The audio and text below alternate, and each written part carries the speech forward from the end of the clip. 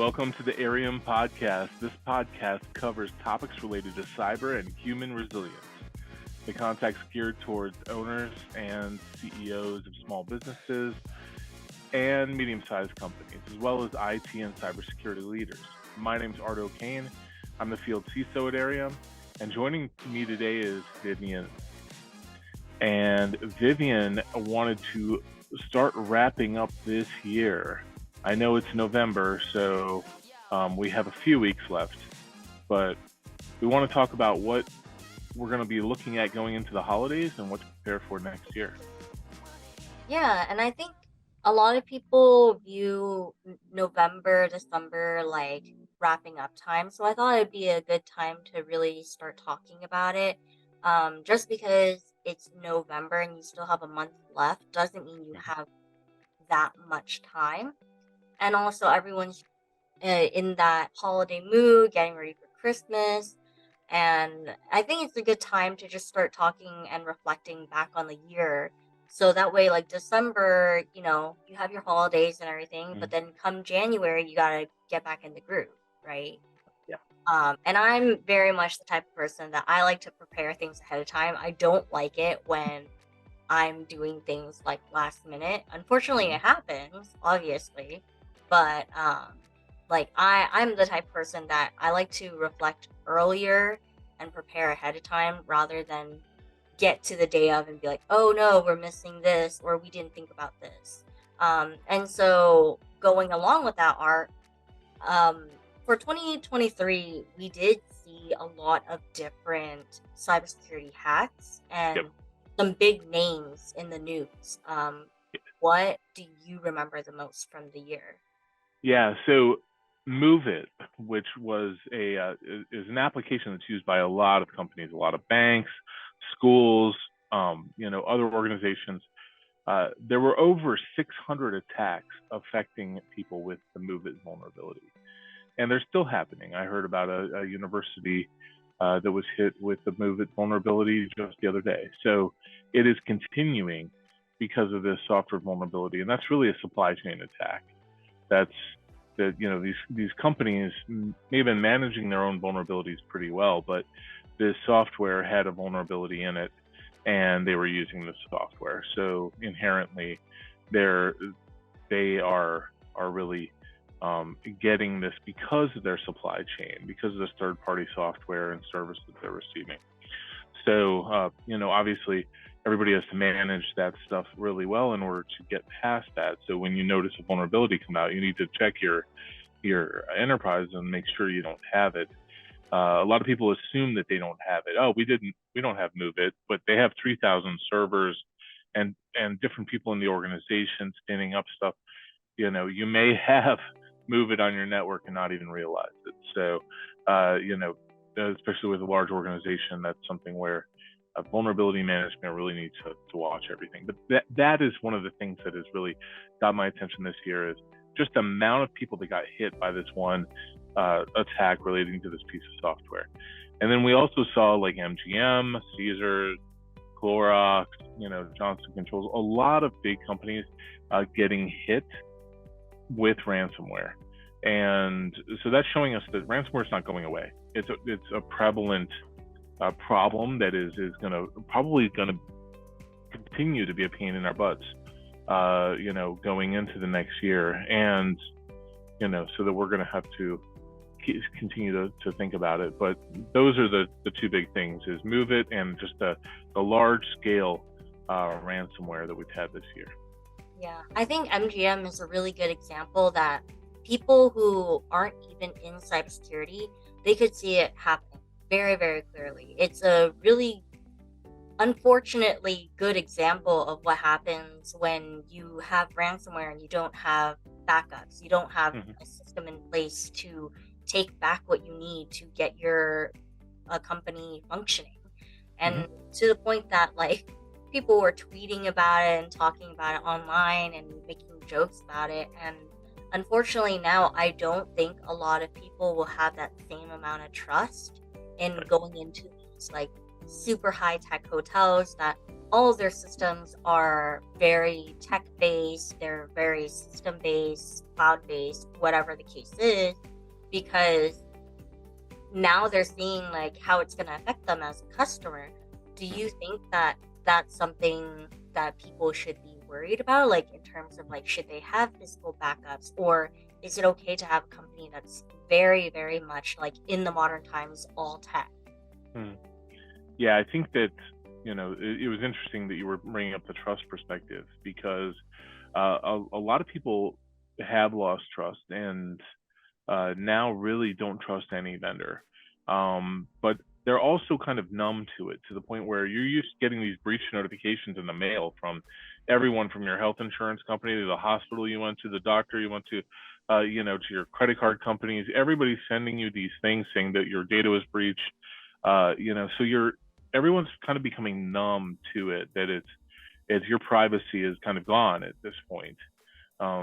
So as far as losing trust, I think we've all kind of generally lost trust. Like there's also an assumption now that we're just going to, if you give them your information, it's going to be on the, it's going to be out on the internet. You're going to get breached. It's just, but your data is already there. So what's the loss? You might as well, give them your data and then let it be breached, because that's kind of like the feeling that we have right now. But as far as how companies should prepare or kind of react kind of to events like MGM and things like that, is that was a big business interruption for them.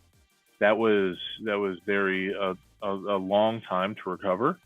All of they had probably 1,000 servers that were encrypted, that were virtual hosts, and then all the VMs on those were encrypted. So it was a lot of infrastructure that they had to deal with, not only their server infrastructure, but their IoT network that had the gaming and everything on it was affected. So that amount of impact to a business, especially if you were a smaller business, that could be business ending. And most companies don't have the skill set to rebuild after that kind of thing, especially not quickly. So having layers of backups, not just on-prem, but in the cloud, are really what you're going to use to recover. You're going to need, your fastest recovery is that on-prem backup. If you're able to back up with something on site, whether it's Rubrik, Veeam, Cohesity, Zerto, whatever the technology is, doesn't matter. But if you're able to back up on-prem and then something happens, you can restore quickly with that on-prem backup. But in almost all of these cases, and we just got an incident this weekend where it was a very similar case as well, the attacker attacks your backups. That's the first thing they do. They attack your backups so you have no way to recover. So when they do that, your recovery paths for your on-prem stuff are gone. Like, you have nothing to recover from.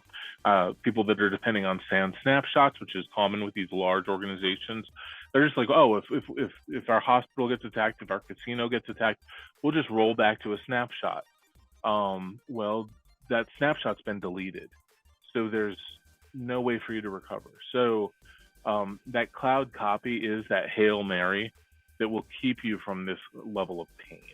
And that's what I think, companies really need to start layering in, that resiliency, and that on top of their security, just expect, say, okay, if we do get hacked, we need this another insurance mechanism to get us back up and running. Yeah, for sure. And that kind of goes into like what we've discussed over the years too, like the layered lasagna. I think that was one of the Mm-hmm. we did. And then we also talked about 3-2-1 versus 3-2-1-1. Mm-hmm. That one, Exactly. that's exactly what you're talking about, right? You gotta have like 3 different backups, and what was it again? Yeah. So you want 3 different backups, 2 different kinds of media, and we want at least one offsite. Right. Where you'll say, and people will kind of replace that one with, instead of offsite, they'll say immutable, or one in the cloud, or one air gapped. But really one of those two copies needs to be not on your network is the kicker, and so that it can't be attacked. Yeah, I think that was a really important thing that a lot of people need to take away in terms of like backups and stuff, because you can have your backup in your system, but if your system's the one being attacked, then it kind of makes no sense. Yeah, I've seen people back up to a server and then that server gets attacked. So that's the standard MO now of ransomware. And small, big, it doesn't matter. That's kind of the attacker gets access to the environment. They give themselves a backdoor so they can come in later, and then they nuke your backups, and then they're able to do what they want with your network. Well, moving on from not just backups, but just like going into more of the attacks and stuff. Something that I've been seeing a lot more of, and this is going into like media, like I'm watching K-dramas and they're talking about it too, but like phishing and deepfakes and using AI to do so. And so they were talking about how like deepfakes specifically, they use AI to make you look or sound like a person. And then they use that technology to phish for information, for money, for whatever the case is. And that's not just hitting like the normal people, it's also hitting like businesses. So how does that work exactly? Like how do the deepfakes, the AIs, and the phishing, how has that hit some of the companies this past year? Yeah, so phishing has grown leaps and bounds in the complexity, the quality of the phishes. You're not just looking for people that don't speak English anymore, because AI is helping them craft the email to write very good English, and it looks very convincing. And AI is also helping the attackers to write emails and text messages that not only look convincing, but they have some urgency to it. So, they're using LLMs to write phishing emails, and there are two LLMs that were released this year, Worm GPT and Fraud GPT. And like Worm GPT costs $100 a month or so for a threat actor to get access to, and it'll write their phishing emails, and then that can be automated then to bomb phishing emails to hundreds of thousands of people. And that is like, that amount of automation and volume is stuff that just wasn't there before. And and the fact that everything's crafted beautifully now, AI is able to create the content, put in everything you need to make it actually look believable in a text message or in an email. And so that's one thing. On deepfake, and there are several other technologies as far as AI audio as well, but you can use deepfake to create, basically, if they can find some pictures or content of you, scraping your Facebook or LinkedIn or whatever, they can feed it into deepfake and make it look like it's you saying whatever they want it to say. And which can be embarrassing. You can do, we've seen a lot of it on like Twitter and things like that, where it looks like somebody's saying something, but it's not, it really was never made by them. It was made by a threat actor. So the fact that technology exists now, that is scary. We've heard some instances where the audio has been used on phone calls, where they're, pretending to be somebody with authority in the company and convincing somebody in the company to do something else using AI generated audio, pretending to be their CEO or their CFO, something like that. There was a case also with a kidnapping where the ransom, the people that said that they had kidnapped the daughter, they were using the daughter's voice in like this deep fake type generated audio, AI generated audio, to do proof of life. Mom, I'm okay, come get me, please. I don't know what they're going to do to me and all that stuff. They're doing that with AI, and it sounds just like your daughter. So of course you're going to pay the ransom. That kind of stuff is out there now. So it is just adding to the level of difficulty, because the threat actors now have this toolbox that allows them to do literally anything. And I'd say the defense side, to help us, has not improved that much yet. Yeah, and that's horrifying. I mean, even how you were saying, like, one of the programs is only $100 a month. Like, Mm-hmm. if you're doing a comparison, $100 a month, and then you're sending out however many, even one or two, like, Mm-hmm. work, you're making so much more than you're paying. Oh yeah, if you're getting millions of dollars of ransom, from just a couple $100, yeah, it's amazing. Yeah, a lot of people don't realize, like, as our technology is advancing, so are the hackers. So are, these ransomware codes, whatever, right? Like, even the algorithm on your social media is advancing. Like, I'm talking about like a specific thing or ad on my boyfriend's computer, Yep. and then suddenly it pops up on my own phone. Like, Yeah. they're quick about it. Yeah.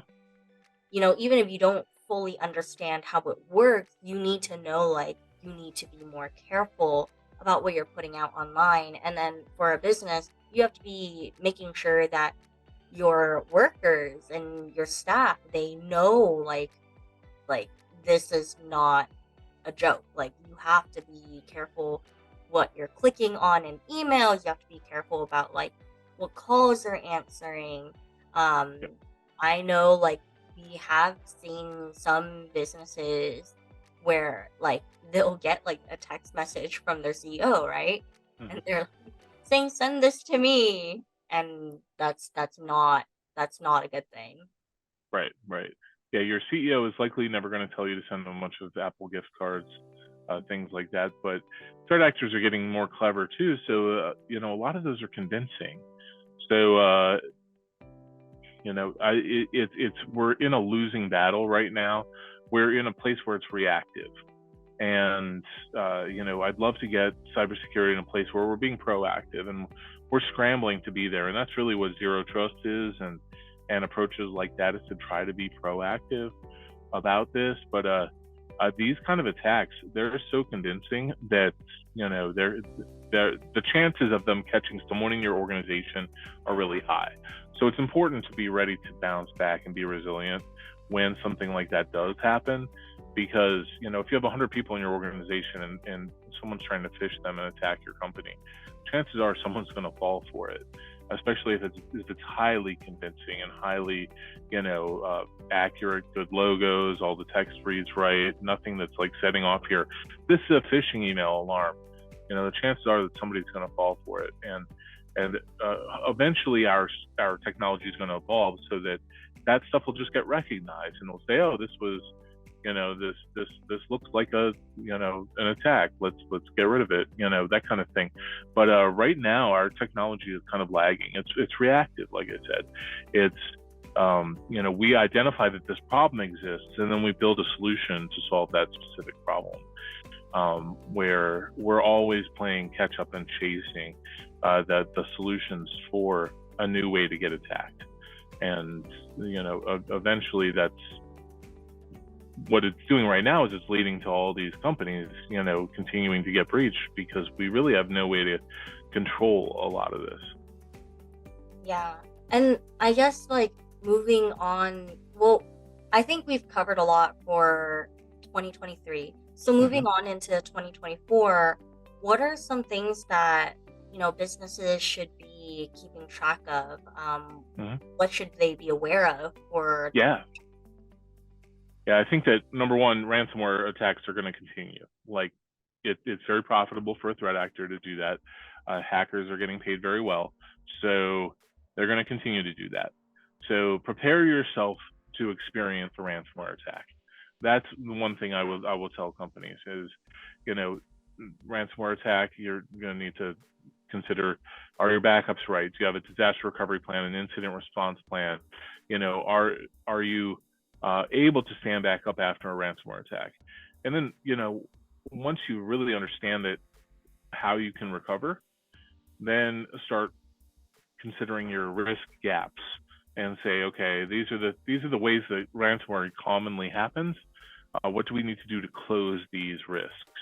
And you may not be able to shut down that phishing risk so much, or that social engineering risk. Somebody still may call one of your employees and convince them to do something they shouldn't be able to or shouldn't do. But you can control that, mitigate that risk by giving that person less permissions, by making sure the machines are patched, making sure there's EDR and the right security software on their computers, make sure that those controls are in place. So, we're kind of using defense in depth by putting that lasagna layering of security controls and security tools and monitoring in place in order to protect people from those kind of attacks that we really don't have great controls for. We can't really just stop somebody from getting phished now, especially when it comes to their phone, Facebook, LinkedIn. It can come any vector now.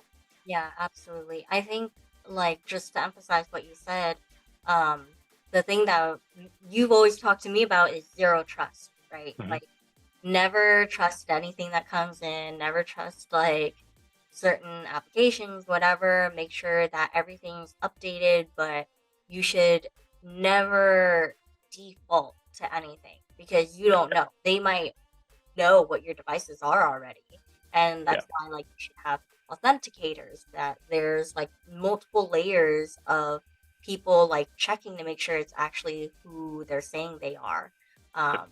Which is super important for not only next year, but especially I think we should talk about the holiday season. And what I've seen over my time at Airiam is that we actually get a lot more issues during the holiday season. Why is that? Yeah, so the threat actors know that we're enjoying life in the holiday season. They know that we have holiday parties to go to and family get-togethers and reunions, and we're doing the Thanksgiving dinner and Black Friday shopping, and they know we have a lot of holidays back to back. And it's usually when everybody's worried about gifts and celebration, and nobody's really worrying about their security at the time. So, and usually those people that are kind of checked out. You're a lot of times people aren't vigilant because they have a lot of other things in their life to worry about. They're like, oh, Christmas is tomorrow or Thanksgiving's tomorrow. Let's worry about prepping that stuff. Let me step away from the keyboard a little bit and then get some shopping done, that kind of thing. So we have seen, the day before Thanksgiving, almost every year, major retailers getting hit. We've been on an incident really for the last 5 years.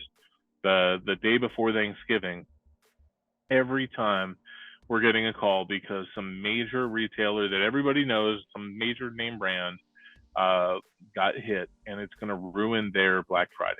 Wow, So that's actually super surprising, because you don't hear much about it. You just hear the holiday ads and stuff. But knowing, in a way, what do you expect, right? As a hacker, they're gonna try to find when your guards are down. Absolutely. Yeah. So our team, every Thanksgiving, has spent I can't tell you how many times I've sat here with my Thanksgiving dinner on a plate in front of my computer, sitting there trying to eat turkey while I'm solving an incident. So that is the attackers' MO right now. So they make a lot of money in November and December, and all their big, there are big ones through the year, like you saw with MGM and stuff, but they usually make a very large impact on the U.S. in November and December. And it's not just big firms. It seems like we always get landing, a big one during that Black Friday time, because it's always, an important company, so it always gets our attention. But we've seen a lot of smaller incidents in that time as well. So they will attack. Think about that automation, that AI, that is allowing them to hit hundreds of thousands of people. They're not just sitting here saying, okay, I'm looking for Target or I'm looking for Walmart.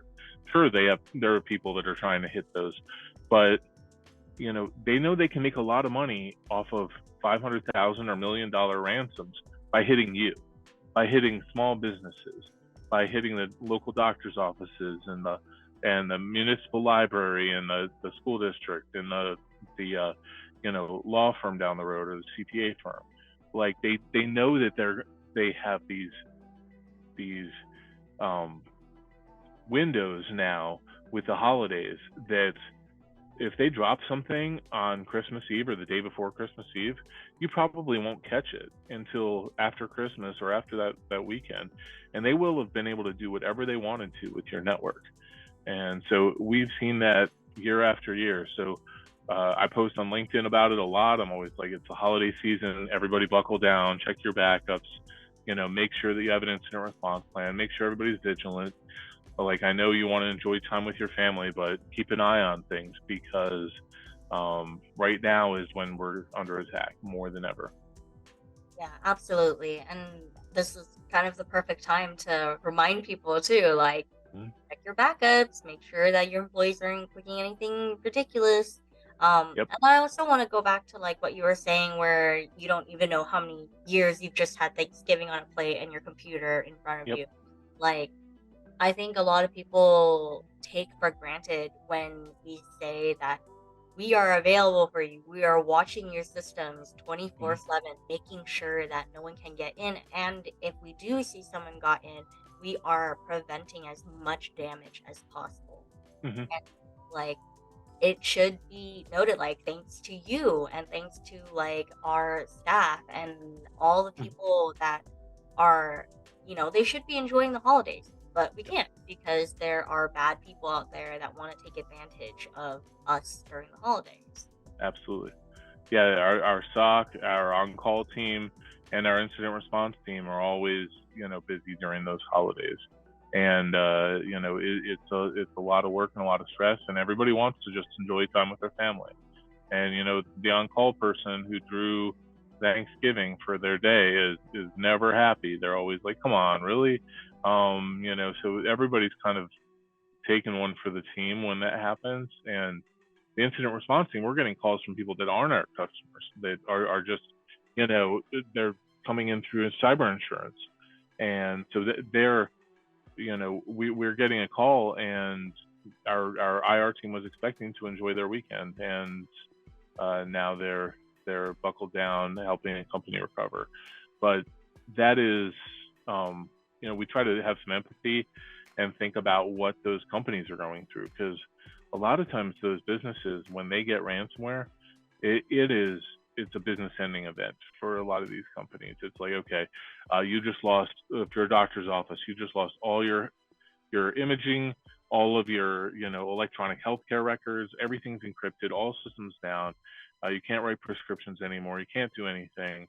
And on top of that, you have the HIPAA violation stuff and the company, and all your patient data that you're worried about. But just to be able to get operational again and be able to serve patients and pull up records, like, can take days and days. So it's a big business interruption. It's embarrassing. And, it's something that a lot of companies, that if they don't just have a big, surplus of cash, can't really deal with. So that's why I always, recommend that everybody has cyber insurance also. I've seen a lot of pushback, around where I am. I'm in central Pennsylvania. Companies are just like, well, I'm not paying for cyber. It's too expensive. But, so is being down for a month. Cyber insurance will help with that cost and help, for that business loss. So that's something that I always encourage people to do, is make sure that you have cyber insurance, in addition to backups and in addition to security controls and everything. That insurance is worth the money these days. Yeah. And I think we've talked about this before on another video where, people think that cyber insurance, they're just out to get you or whatever. Like, no, they're here to help. They're here to like work with you on this. Yeah, they're addressing a problem right now, and they paid out a lot of money in the last couple of years. Insurance companies are losing money on because of cyber cases, because it's almost statistically like every 3 years a company will get hit. So they're probably going to have to pay out every 3 years, and that's kind of bad numbers for insurance. That's bad for their industry. So that's why insurance is now requiring all these controls. Now, when you sign up for cyber insurance, they give you this form and they're like, do you have EDR? Do you have somebody doing regular pen testing? Do you have a SOC? Do you have, somebody, managing your backups? What kind of backups do you have? Do you have a cloud backup or an air gaps backup? They're asking a lot of questions like this because they've seen in all these cases, these thousands of ransomware events, that these are the controls that would have stopped them. And the first one is always MFA. It's like, do you have MFA rolled out? If not, your policy price just doubles, because your chances of getting hit are extremely high. So that MFA is that one control that, can really get you close to perfect. Yeah, absolutely. Well, I guess this would be a good time to kind of just wrap up everything we've talked about. What are some takeaways that you want people to have from this episode? Yeah, I think that being aware is super important right now. I think that because of AI, because everybody's using it, and everybody really understands that they're seeing breaches all the time on the news, that there are breaches and ransomware is real. But a lot of times they think that it's really just focused at a different. Nobody's aiming at them, and I think bringing awareness to everybody that it could be you, and that there is this risk is continuing that vigilance within your organization, really reminding everybody every day to be on their toes is important right now. And when we're thinking about like that phishing risk and somebody who in the organization who does fall for that, giving them a way to let you know safely when that has happened. Like, let's say somebody gets phished and they realize it as soon as they did it.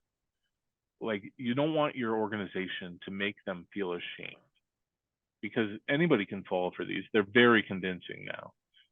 So when somebody realizes, oh no, I just did the thing. I just clicked the link. I was just phished. I just went to this form and put in my info, thinking I was logging into XYZ site, but it was really a fraud site.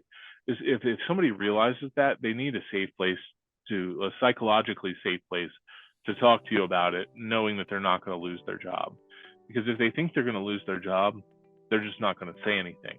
And so at least if you're aware that somebody got phished, then you can take some drastic measures right now in order to improve the security organization and say, okay, we just likely gave a hacker access to our environment, so everybody changed passwords, that kind of stuff. Like, you can do those measures if you've created that environment of safety so that those people can talk to you about that and admit that they were phished.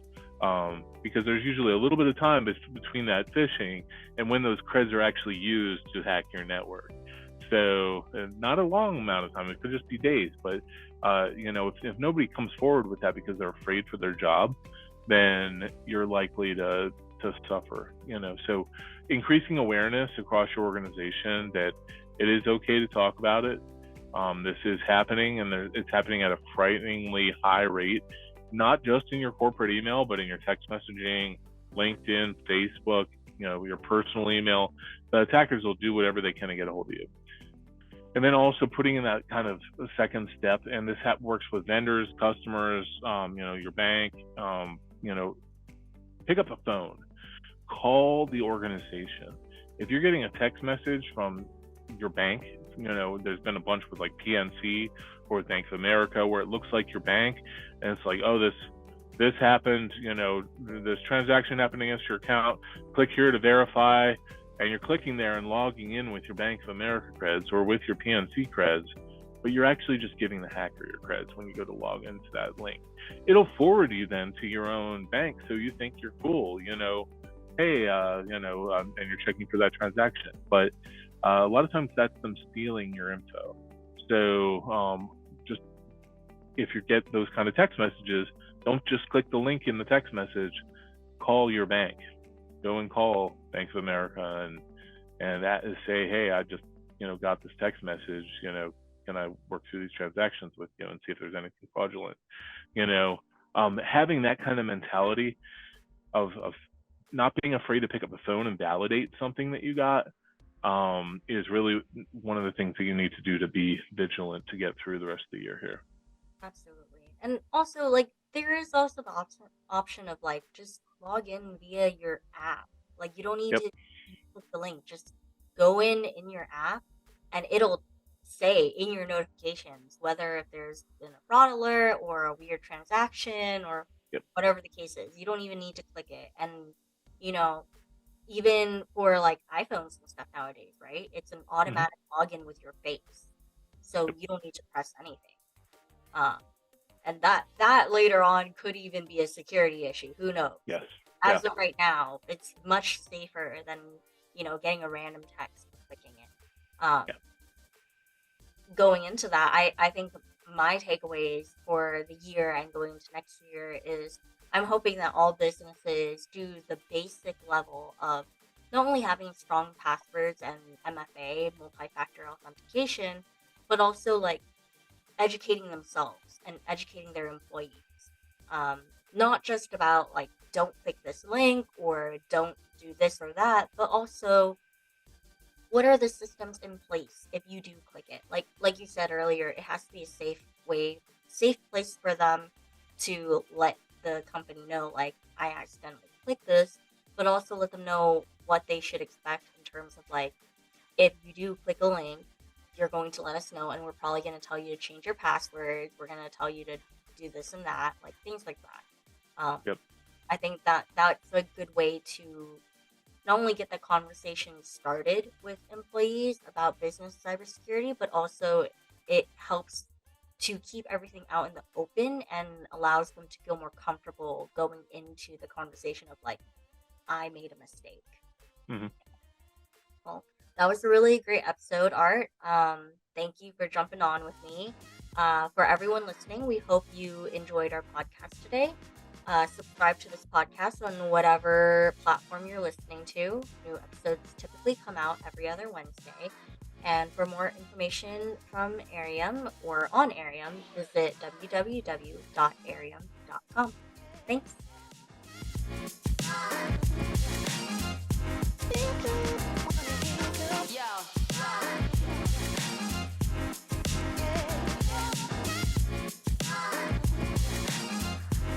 Yo.